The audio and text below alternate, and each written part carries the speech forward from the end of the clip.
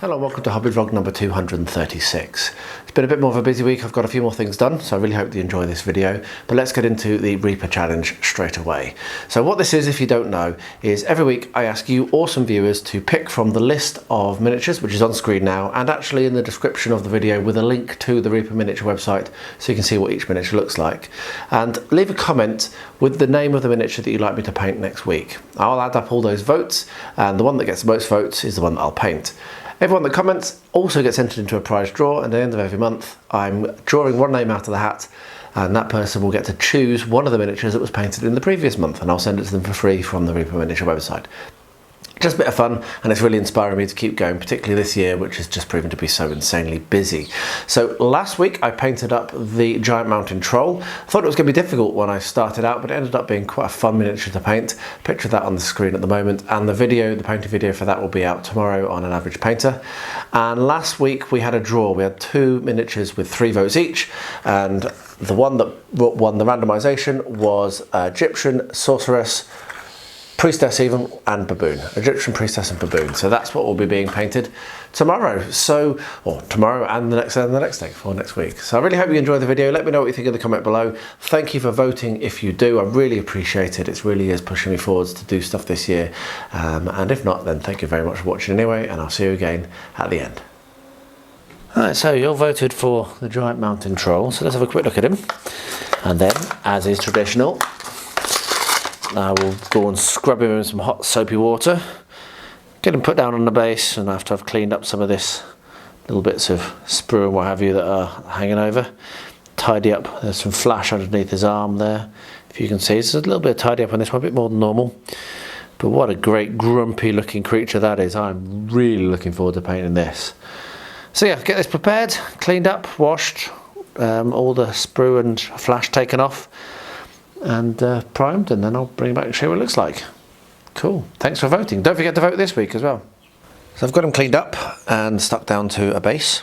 And what I'm going to do now is make use of some milliput and build up the outside of his pudding base, just so that it's not quite as flush, because it is quite a thick one, but I didn't want to remove it because I didn't want to damage.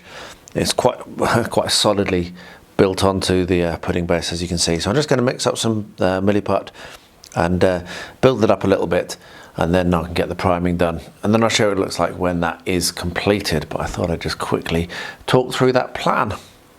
Right, so we are ready now to glue the stone table in place. So I'm going to make use of my super grabby glue. So Rosie, if you want to hold that, okay. Just be careful once this glue is on, make sure you only put it down in the right place. Don't put it onto the grass. So do you want to do it? No. Are you sure? Yes. So we're going to put that in place there. And then this one is going to be stuck like that. So I'll put a bead along here. A bead along here. And we'll slot that one in place there. And there we are. The stone table is in. Don't move it, it's fine. Okay, the stone table is in. Do you like it, Roo? Yeah. Did you enjoy doing that? Yeah. Yeah? Yes. Yeah, I tell you what, lots of people have enjoyed watching you do this, so big thumbs up. Right, say bye-bye to the camera. Bye-bye. We will have another project soon, won't we? Yes. That we'll work on together. What is that project? Haven't decided yet. And there might be a little bit more to do on this, but I haven't decided that either. So there might be a little bit more to add to it. I've been thinking about doing a little bit more. But anyway, that's done for now. Say bye-bye. Bye-bye. Well, there he is. Did that little bit of filling in of the base, just enough really, and primed grey. So now I'm ready to take him downstairs and start painting. Actually quite a detailed model. I actually think this is going to be a little bit more difficult to paint than the others. So yeah, I need to make sure I get started on it sooner rather than later, though I'm exhausted today, so I'm probably going to start tomorrow morning. Just before work I'll get down there and do a little bit. But yeah, really cool looking model, and I didn't realise, but this is actually a wolf that he's holding in his hand. So I only worked that out when I primed him. So yeah, let's get this painted up and see what it looks like when he's done. And don't forget to vote this week so you can pick what I'm going to paint next week. Alright, so we're about to make another one of the units. As you can see, we've got 2 made already. Rosie's been helping me. So just going to record it, going to put the camera on. Thank you, love. Going to put the camera on, put some music on, and just do a time lapse as we put it together to show how easy it is. That'll be on the video. We won't have music on here. That's just so that when the video goes, it'll be faster. We'll speed it up. But anyway, so we're going to crack on and get the next one built up. Are you excited? Yeah. Yay!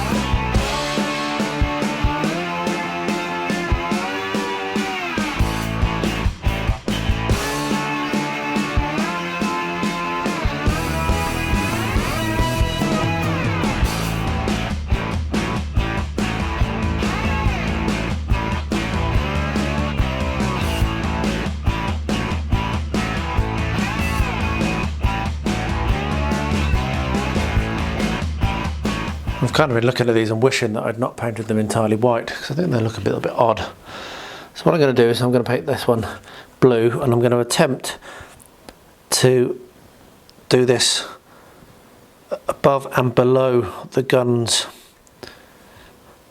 So what I should probably do is mask it off, but I thought I'd quickly show you the colour, which I'm quite pleased about actually. I think that's a really nice colour. It's just house paint this. Nothing special paint wise. But yeah, what I'm going to do, I'm going to stop now. I'll come back in a second. I've just thought I really should. I'm going to mask off where I don't want the blue to go, and then I'm going to paint that blue. Leave blue, white, blue, and that's what this one's going to be. All the other thing that I need to do is assemble the masts and get those glued in place as well. But yeah, I'm going to get this mast off now, and I'll come back and show what it looks like. Well, there we are. I've got the masking tape on, and as it happens, it's pretty much exactly the right width for what I was aiming for. So we're just going to go with the width of the masking tape. And now I can paint this much more confidently, as you can see, and get this looking good. So I'll get this all done, get this all painted. I've no idea if this is prototypical, I don't really care either. This is a fantasy ship that happens to be a little bit like a real life one. But yeah, just going to get that all painted up now, and then I'll take the masking tape off, and hopefully I won't have any bleed. So I don't really want any bleed, obviously. So yeah, this is going to be fun. After I've done this, the next thing to do is going to be to paint the back, paint the design on the back, which is going to be a real pain in the backside. Because yeah, I probably should have done that before I assembled. But you live and learn. Right, onwards. Let's get this finished and bring you back for the next step, whenever that is, which probably won't be anytime soon. This is being a fun project, but it's not a priority, and so I'm only doing it now because I've just done nothing else all week, and I'm totally fed up with myself, so I wanted to do something. There we are. While I've been rattling, I've done half of it. Let's get the other half done now, and I'll show you what it looks like when I take the masking tape off. Right, it's Friday morning and managed to get this painted up, as is my refrain. It has been a ridiculous week and I really haven't had time to do very much of this. But not sure how well you can see because of the focal point, but I'm aiming on using, I actually want to do a slightly more complicated basing strategy for this one, which is annoying because I've got less time, but I'm going to use the rugged field base ready over the whole of the base. That's what I'm going to do now, and then I'm going to, on top of that, put some grass. So I'm doing this deliberately dark because I'm going to lighten it up with some grass. That's my plan anyway. So here we go with the glue. This is big enough that I don't need to have a Don't need to use my little toothpick. And then, oh, don't drop it in. Oh, that was stupid. Well, that's torn it, hasn't it? So I dropped some glue in there, so there'll be some lumps in there now, but never mind. So and then we just scatter it on. I've also got glue all over my fingers, as you can see, which is what I was trying to avoid doing, using that hand. Anyway, this is what happens when you film and you don't like do B-roll and what have you, and have 15 different versions of the same thing. Yeah, so I'll get that on there and then bring you back when I come to do the grass on top of it. Well, I've just peeled my masking tape off, and that has actually turned out really nicely, I think. Pretty pleased with that. So yeah, what have we got to do now is this back bit. So I was trying to work out what I'm going to do. I think I'm going to take this down. I'm going to have to do this with a fine paintbrush with my hobbying, my not the cheap house paints that I've used and the rest of it, but with hobby paints. Yeah, I'm not sure. I might do it in gold. We'll see. But I think that's pretty close to done now in terms of painting. Interesting to have any comments below what you think I should do elsewhere on this. Please do leave a comment and let me know. I've got the other one to do. So if I just swap that over, got the other one to do. And what I'm probably going to do is pretty similar. I'm probably going to do it just in different colour. So I might do it with green, I think, but I'll do roughly the same thing. However, what I am going to do is paint the white on again, because it's just not done enough. So I'm going to put another coat of white on this one, and then green over the top in the same way. I'll bring you back and show what it looks like when that's done. And yeah, finally going to get some a little bit of progress on this. And then, as you can see, I've got these to assemble, which I will do on camera. And I've got to do the ship's wheel as well, which is going to have to stick at the back on each one. So yeah, going to get these out of the way hopefully very soon. All right, that's dried nicely. So what I'm going to do now is come along with some normal PVA. I'm actually going to put some of this material on, which is not static grass. It's actually the really cheap, horrible looking one that you get, but I actually quite like it for some of these applications, very similar to what I'm doing here. So I'm not going to put it all over. I'm going to put a couple of patches on. I want to have the dirt showing up as well, but I definitely want to have a lot of brightness in this base. So what we'll do is just slap some PVA on and then drop this on, and then when this is dried I'll drop some more on. I really am running out of time for this. I really shouldn't be doing this, because I don't really have time to let this dry and then seal it and then paint the rim, but whatever, I want this to be good.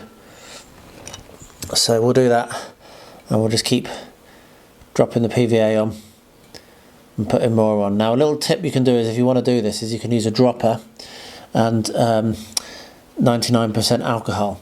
So what I might do is do that so that I can get the sealing layer in at the same time as the bottom layer, as it were. It's a trick they use on model railways. It works really well. So we will do that. I'll put these on, and I'll be back in just 1 second, in both my time and yours, to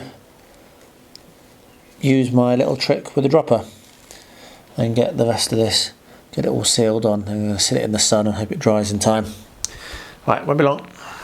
Right, so here I have some 99% alcohol, and what we're going to do is we're just going to drop this over the top of everything.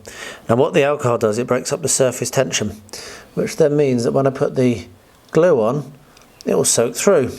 So we'll get the glue, put that in a dropper as well, just drop it on, and you can see that it immediately soaks in. There we are, isn't that brilliant? Great technique. So what this will mean is I don't have to wait for it to dry to seal it, because this is going all the way through all the layers and is sealing the whole lot on. Right, stick that in the sun. Hopefully that'll dry. So zoom in a bit. There we go, you can see, all sealed. Now hopefully that'll dry, and then all we've got to do is paint the rim and we're done. Well, here we are, and we are doing the final touches on this now. So the final touches are, I have, oh, it's not in there. I have summer static grass from Warworld Scenics, which is the 6mm long, which is about the longest static grass that this machine will cope with. And what we're going to do is we're just going to put a couple of patches on, aren't we, love? So you're gonna say, but we're not gonna do too many. So some of them I might veto, but we'll do the one he's saying. So I was thinking around here. Is that what you're thinking? Yeah. So we're just gonna put some glue on here, like we did before, and then you're gonna do the static grassing, okay? Okay. Oh. Yeah, there's still a little bit of. So we'll do that. We'll spread that out over the top like this. And then, do you want to do the static grass? No. You do the shaking. Okay. Wait a second, I need to put the pin down. And then we hold it up, then we go.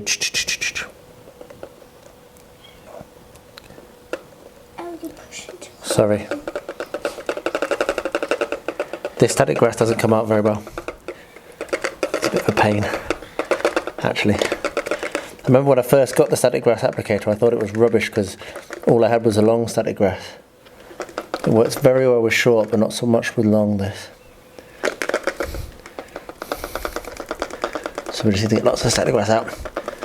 Most of it will shake off. There we are. So we do a little patch there. Do you want to do the next patch? Where's the next patch going to go, Rosie? Wait. I just need a drink. Okay, right, well we'll do the rest of it and we'll show you what it looks like when we get back. Right, well I've got all 4 of these put up, which is pretty cool. Rosie helped me with that one and that one. I've got lots and lots of white polystyrene, which is pretty good stuff for hobbying, so that's going to go up into the stash.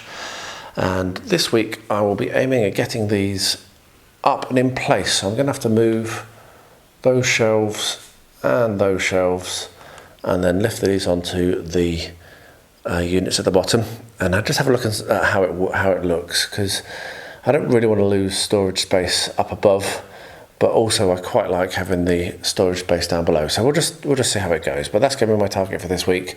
Pretty pleased because I did manage to get this done, and I did aim to have this done this week and I managed it, so I'm pretty happy with that. But yeah, we'll just see how much time I get this week to work on it. Well, I needed more Reaper miniatures, like I needed a hole in the head, but I've got more Reaper miniatures because, yeah, I'm a bad person. And these all arrived this week. Pretty happy about some of them. And unfortunately, the clip that I filmed unboxing them lost the audio because there was a slightly loose connection for my microphone.